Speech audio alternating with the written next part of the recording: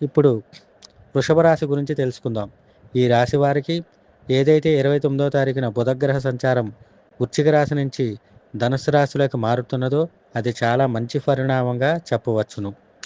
ఎందుకంటే బుధుడు ఈ రాశి వారికి కుటుంబానికి, ధనానికి, వాక్కారకుడు.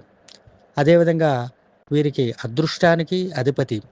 ఇన్నాళ్ళు కూడా బుధగ్రహ ప్రతికూలమైన ఫలితాల వలన కుటుంబంలో చికాకులు, ధనపరమైనటువంటి సమస్యలు, విద్యార్థులకు అవరోధాలు ఏర్పడుతూ ఉండటం, వారు అనుకున్న విజయాలు పొందలేకపోతుండటం, విదేశాలు వెళ్ళాల్సినటువంటి వారు వాయిదాలు పడుతూ ఉండటం ఏ విధంగా అయితే జరుగుతున్నాయో, దాంతో పాటుగా ఏదైతే వీరికి ఈ రాశికి సంబంధించినటువంటి వారు వివాహం కోసం ఎదురు చూస్తున్నారో వాళ్ళందరికీ ఇప్పటివరకు ప్రతికూలమైనటువంటి ఫలితాలు అనేటటువంటివి గోచరించినవి. కనుక వృషభ రాశి వారికి బుధగ్రహం ఒక్క గ్రహం మారటం వల్ల వారికి సమాజంలో పేరు ప్రఖ్యాతలు పెరగటం, అదేవిధంగా ధన పరంగా అనుకోని ధన ప్రాప్తి సంభవించటం, కుటుంబంలో శుభకార్యాలు, తర్వాత అదృష్టం కలిసి రావటం, పిల్లలకి మంచి అభివృద్ధి బాటలోకి పయనించటం, సంతానపరంగా ఇప్పటివరకు ఏవైతే చికాకులు పడ్డారో వాటినన్నిటినీ అధిగమించటం, సంతానపరంగా మంచి శుభవార్తలు వినటం అనేటటువంటివి జరుగుతాయి. దీంతో పాటుగా ఈ రాశికి సంబంధించినటువంటి విద్యార్థులకు మంచి అనుకూలమైనటువంటి ఫలితాలు 29వ తారీఖు నుంచి గోచరిస్తున్నాయి. విద్యార్థులు విదేశాలు వెళ్ళాల్సినటువంటి వారు శుభవార్తలు వింటారు. అదేవిధంగా వారికి మంచి కీర్తి ప్రతిష్టలు వచ్చేటటువంటి అవకాశాలు సమాజంలో ఎక్కువగా గోచరిస్తున్నాయి. అదేవిధంగా గృహంలో శుభకార్యాలు జరగటం, గృహంలో వివాహం కోసం ఎదురు చూసేటటువంటి వారి సంబంధాలు కుదరటం అనేటటువంటివి జరుగుతాయి.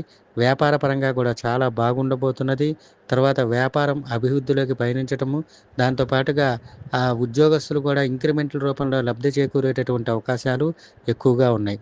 ఈ రాశికి సంబంధించినటువంటి వారు ఏదైతే న్యాయపరమైనటువంటి చికాకులతో ఎదుర్కొంటున్నారో వారు కూడా అభివృద్ధి బాటలోకి పయనిస్తారు. షేర్ మార్కెట్ల పరంగా మంచి లాభాలు గడించేటటువంటి అవకాశాలు ఉంటాయి. ఈ రాశికి సంబంధించినటువంటి వారు ఎవరైతే షేర్లలో పెట్టుబడులు పెడతారో వాటిని అన్నింటినీ కూడా అధిగమించడం అనేటటువంటిది జరుగుతుంది.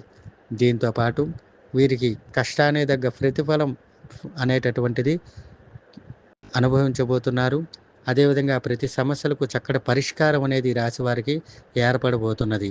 కొన్ని ఎప్పటి నుంచో ఎదురు చూస్తున్నటువంటి కొన్ని శుభవార్తలు వినటం కూడా జరగబోతున్నాయి.